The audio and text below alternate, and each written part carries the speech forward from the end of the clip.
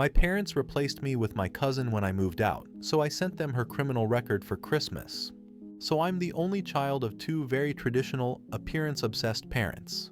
They're the kind of people who care more about how things look than how they actually are. Growing up, they were super controlling. Everything had to be perfect. Grades, friends, clothes, you name it.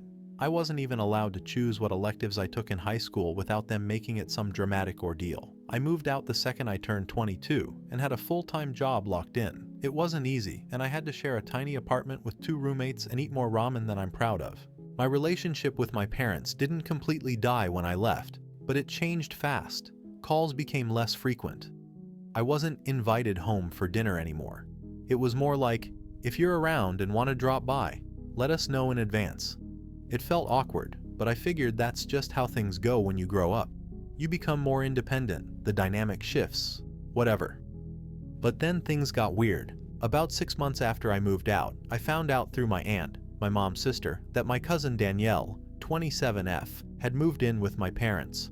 Like, into my old room. No one told me. No heads up. No, hey, by the way, your cousin's going to crash here for a bit. Just silence. My aunt mentioned it casually during a phone call like I already knew. When I asked for details, she sounded surprised that I hadn't been told. So of course, I call my mom. She brushes it off immediately, like it's not a big deal. Said Danielle needed a place to reset after going through a rough breakup and some life stuff. I asked how long she was staying and got the classic, just until she gets back on her feet. No timeline, no context, just vague reassurance. I didn't want to overreact. Danielle and I were never super close, but we weren't enemies either. She was always the cool cousin, popular, confident, a little reckless. My parents used to whisper about her being too wild or irresponsible, but apparently all of that was forgiven the second I moved out. At first I tried not to let it get to me, but then the social media posts started then. You can go watch the full video on the channel now.